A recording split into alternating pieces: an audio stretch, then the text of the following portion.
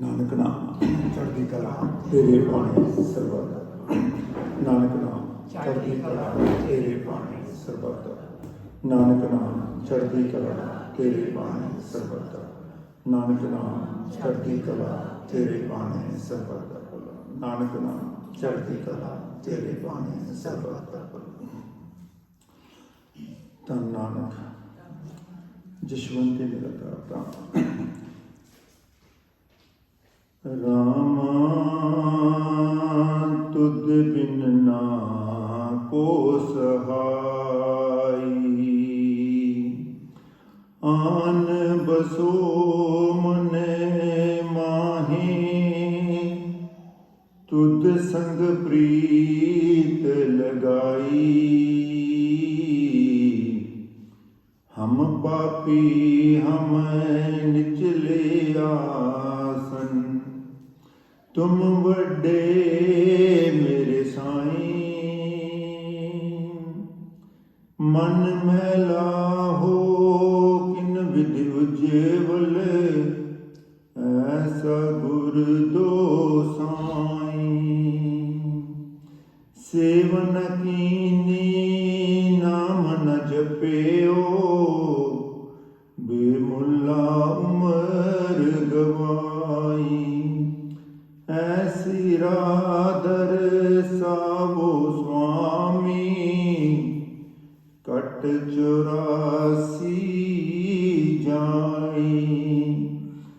दर्श प्यासी चेतना। दर्शन देखन ताई। कृपा की जो दीजे दर्शन। मन तृप्त हो जाई। यकीन सत्संगत जी, ये शब्द हजूर महाराज दर्शनदास जी के हैं। महाराज जी अपने सुंदर शब्दों के राही सानू समझा रहे हैं कि उस परम पिता परमात्मा तो सिवाए साडा कोई भी संगी या साथी नहीं है। कहते रामा तुध बिन ना को सहाई। आन बसो मन माहे। तुध संग प्रीतल करे। जिस शब्दां नूं समझिए, बाणी नूं विचारीए तो बाणी सानूं ये कहती है कि जब तक उपरा पिता परमेश्वर अकाल पुरख जिहड़ा है वो साडे अंदर उदों ही वस सकता है जदों साडी प्रीत जिहड़ी है उस शब्द दे नाल लग जाएगी, उस नाम नाल जुड़ जाएगी। जब तक साडा शब्द जिहड़ा है वो इस मन के अंदर वास नहीं करता, उन्नी देर तक साडी उस परम पिता परमेश्वर के नाल प्रीत नहीं जुड़ सकती। कि उस तो बिना साडा कोई भी संगी और साथी नहीं है। क्योंकि ये शरीर जिहड़ा है एक काल के अधीन है। एक ना एक दिन साडे सारे जीवां दा जितनी भी 84 लाख जून है, जो भी इस संसार दे विच प्रगट होया है या आया है, उसने एक ना एक दिन उस काल दे वस विच बह जाता है। क्योंकि ये शरीर काल दे अधीन है।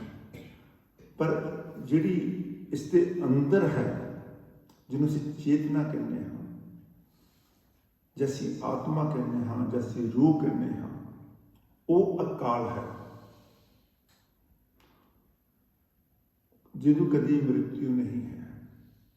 आत्मा जिहड़ी है वो कभी भी उसका विनाश नहीं होता। असीं कह दिंदे कि जीव चले गया है तो आत्मा भी चले गई है। नहीं, जब तक इस आत्मा दे नाल ਉਸ ਅਕਾਲ ਪੁਰਖ ਦੇ ਨਾਲ, ਕਿਉਂਕਿ ਆਤਮਾ ਵੀ ਅਕਾਲ ਹੈ ਤੇ ਉੱਪਰੋਂ ਪਿਤਾ ਪਰਮਾਤਮਾ ਵੀ ਅਕਾਲ ਹੈ, ਜਿਹੜਾ ਕਿ ਜਨਮ ਔਰ ਮ੍ਰਿਤਿੂ ਤੋਂ ਰਹਿਤ ਹੈ। ਆਤਮਾ ਵੀ ਜਨਮ ਔਰ ਮ੍ਰਿਤਿੂ ਤੋਂ ਰਹਿਤ ਹੈ। ਜਿੰਨੀ ਦੇਰ ਤੱਕ ਅਸੀਂ ਇਸ ਆਤਮਾ ਦੇ ਰਾਹੀਂ ਉਸ ਪਰਮ ਪਿਤਾ ਪਰਮਾਤਮਾ ਦਾ ਅਕਾਲ ਪੁਰਖ ਹੈ ਉਹਦੇ ਨਾਲ ਸਾਡੀ ਸੰਗ ਨਹੀਂ ਲੱਗਦੀ, ਪ੍ਰੀਤ ਨਹੀਂ ਜੁੜਦੀ, ਉਨੀ ਦੇਰ ਤੱਕ ਉਹ ਸਾਡੇ ਇਸ ਮਨ ਦੇ ਅੰਦਰ ਵਾਸ ਨਹੀਂ ਕਰ ਸਕਦਾ। ਕਿਉਂਕਿ ਸਾਡਾ ਜਿਹੜਾ ਜੀਵਨ ਹੈ, ਅਸੀਂ ਜਿਹੜੇ ਹਾਂ ਛੋਟੇ ਜੀਵ ਹਾਂ। ਸਾਡਾ ਜਿਹੜਾ ਆਸਨ ਹੈ ਉਹ ਕਾਮ ਕ੍ਰੋਧ ਲੋਭ ਹੰਕਾਰ ਦੇ ਵਿੱਚ ਫਸਿਆ ਹੋਇਆ ਹੈ, ਇੰਦਰੀਆਂ ਦੇ ਅਧੀਨ ਹੈ। ਜਿੰਨੀ ਦੇਰ ਤੱਕ ਅਸੀਂ ਇਹਨਾਂ ਇੰਦਰੀਆਂ ਤੋਂ ਉੱਪਰ ਨਹੀਂ ਉੱਠਦੇ, ਉਨੀ ਦੇਰ ਤੱਕ ਇਹ ਜਿਹੜਾ ਸੰਗ ਹੈ ਸਾਨੂੰ ਉਸ ਪਰਮ ਪਿਤਾ ਪਰਮਾਤਮਾ ਦਾ ਨਹੀਂ ਹੋ ਸਕਦਾ। ਹੁਣ ਅਸੀਂ ਹਮੇਸ਼ਾ ਅਰਦਾਸ ਕਰਦੇ ਹਾਂ ਪਰਮ ਪਿਤਾ ਪਰਮਾਤਮਾ ਦੀ, ਹੇ ਦਾਤਾ ਤੁਸੀਂ ਸਾਡੇ ਅੰਗ ਸੰਗ ਰਹੇ। ਹਜ਼ੂਰ ਮਹਾਰਾਜ ਦਰਸ਼ਨ ਦੱਸਿਆ ਕਰਦੇ ਸਨ, ਅਸੀਂ ਉਹਨੂੰ ਅੰਗ ਨਹੀਂ ਮੰਗਣਾ ਹੈਗਾ ਉਹਦਾ, ਅਸੀਂ ਤਾਂ ਸੰਗ ਮੰਗਣਾ ਹੈ। तो अंग का शरीर है, सानू उस शरीर की जरूरत नहीं है, सानू संग की जरूरत है। जो असी संग होवेगा साडा तो फिर ही साडी वो रक्षा कर सकता है। इस करके कहने कि हमेशा ही संग दे विच जुड़ना चाहिए है। सत्य संग, जब तक साडा सच दे नाल संग प्राप्त नहीं होता, असी संग दे नाल नहीं जुड़ते, उन्नी देर तक वो परम पिता परमात्मा जिहड़ा है वो साडे ते मेहर नहीं करता। वैसे तो मेरे सारा के उपर है, ये नहीं कि उसकी मेहर नहीं है, क्योंकि वो जिहड़े साडे पिछले कर्म किए हुए हैं उसनूं घटाउण वास्ते, इस 84 लाख जामे तो बचण वास्ते सानूं उसकी किरपा की जरूरत है, उसकी मेहर की जरूरत है। हमारे कहते हैं कि जब तक असी अपने इस पापां तो ऊपर नहीं उठते, जैसे इन्हां काम क्रोध लोभ हंकार तो ऊपर नहीं उठते, जैसे इस आत्मा के राही उन्होंने विचारते नहीं हैं। विचारना साडा इस मन ने है, क्योंकि जो भी साडे विचार उठते हैं, जो भी अच्छे या बुरे कोई भी विचार है वो साडे पहला मन के अंदर उठते हैं। जो मन के अंदर विचार आता है तो वो अंदर एक बुद्धि का भी वास है, तो मन विचार करता है और बुद्धि जिहड़ी है वो उसनूं करने वास्ते प्रेरित करती है। तो चेतना जिहड़ी है, चित्त जिहड़ी है वो अंदरों सानूं जवाब दिंदी है कि एक कर्म करना है या नहीं करना। जो असी मन के अधीन है और बुद्धि के अधीन है, तद तक असी इस आत्मा नूं जान नहीं सकते। तो आत्मा नूं जानने वास्ते सानूं उस परम पिता परमात्मा के संग की जरूरत है, नाम की जरूरत है। असी कि नाम तो ले लेने हाँ, नाम लैके सत्संगी बन गए, तो नाम लैके सत्संगी बन गए, नाम ले लिया, तो फिर असी कह दें कि महाराज ने साढ़े ते कृपा नहीं की, सानू नाम लैन तो बहुत दुख बड़े आए हैं, असी नाम लेंदे चंगा सी, नाम तो पहला असी सुखी सी, पर असी ये नहीं विचारते कि जे महाराज जी कहते हैं कि सब दुखों का औखदो नाम, कि नाम तो साढ़े सारे दुखों खत्म करने वास्ते है।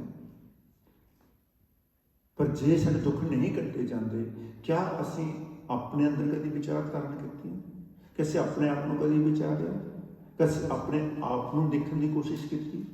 नाम ले लिया, नाम लैके सत्संगी नहीं बन जाते।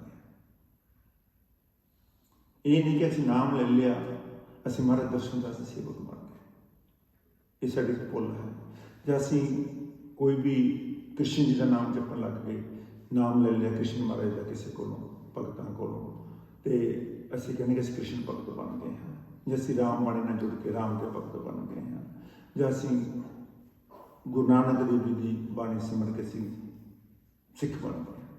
नहीं कहते नाम नूं लैके नाम नूं जपना जरूरी है।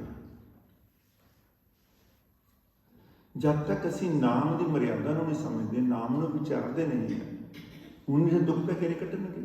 तो महाराज जी नाम के बारे समझाते हैं कि नाम ले लिया पर असी ना तो असी ईर्खा छड्डी, ना असी निंदा छड्डी, ना असी चुगली छड्डी, ना असी हेरा फेरी छड्डी, ना असी बेईमानी छड्डी, तो सानूं सुख कित्थों प्राप्त होगा? जब तक नाम लैके असी विषयां विकारां नूं त्यागदे नहीं है, साडे अंदर एक विरहा उपजदी नहीं है। हुण विरहा जिहड़ी है वो विरहा का सानूं समझ नहीं लगदी, असीं विरहा क्यों कहने हैं। विरहा का मतलब तड़फ ही नहीं है। विराग का मतलब, विरहा का मतलब यह है कि असीं उन्हां वस्तुओं तो विराग लेना है जिहड़े कि साडे दुख का कारण है। संसार की है? संसार साडा ही तो बनाया हुआ है कि जी आत्मा है, आत्मा ही तो संसार है। तो जो असीं देखते हैं वैसा ही संसार सानूं नज़र आता है, जो असीं सोचते हैं वैसा ही साडे विचार का संसार बन जाता है। इस करके महाराज समझाते हैं कि जिस तरह की साडी भावना है, जैसे मन की भावना, क्योंकि सारी सारी चीज़, सारी सृष्टि, रिश्ते नाते साडी भावना उत्ते डिपेंड करते हैं, उहदे उत्ते निर्भर करते हैं। पर असीं उस भावना उन्हां विचारां नूं विचारते नहीं, असीं उस एक नूं तां समझ नहीं सकते, तो संसार नूं की समझांगे हैं। जब तक असीं उस नाम रूपी जहाज दे विच नहीं बैठते ते नाम दे विच नहीं जुड़ते। हजूर महाराज दर्शनदास जी यह कह करते सन कि जे असीं नाम तुहानूं दे दिता है तो नाम तुहानूं मिल गया है, नाम लैके साडे कोल आउण दी कोई जरूरत नहीं है। उन्हें इस करके क्या कि नाम लैके तुहानूं जरूरत नहीं है कि तुहानूं नाम दे दिता है। जो नाम मिल गया तो नाम दे विच असीं तुहाडे नाल हमेशा ही संगी हां। इस करके महाराज ने समझाया कि राम ही साडा संगी साथी है, उस तो बिना साडा कोई भी संगी साथी नहीं है। कि अंतकाल संगी ना कोई, संत संग ना छूटे। ये असीं इन्हां चीज़ां नूं विचारते हैं।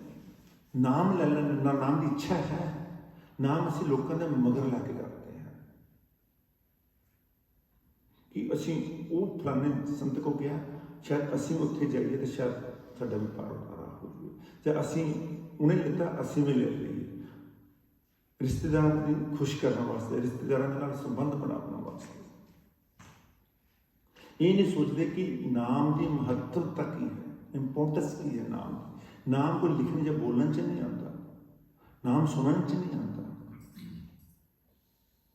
नाम तुसीं सुन नहीं सकते। नाम सिर्फ और सिर्फ असीं महसूस कर सकते हैं।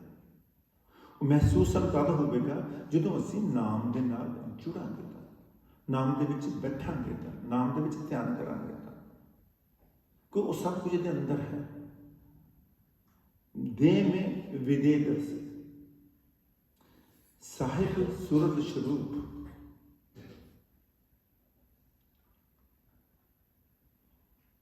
वो साहिब की सूरत जो स्वरूप कोई है ही नहीं, क्योंकि देह का स्वरूप है, देह की शक्ल है, देह की सूरत है। आत्मा की केड़ी सूरत है, आत्मा की केड़ी शक्ल है, आत्मा का केड़ा स्वरूप है, पर है दे अंदर।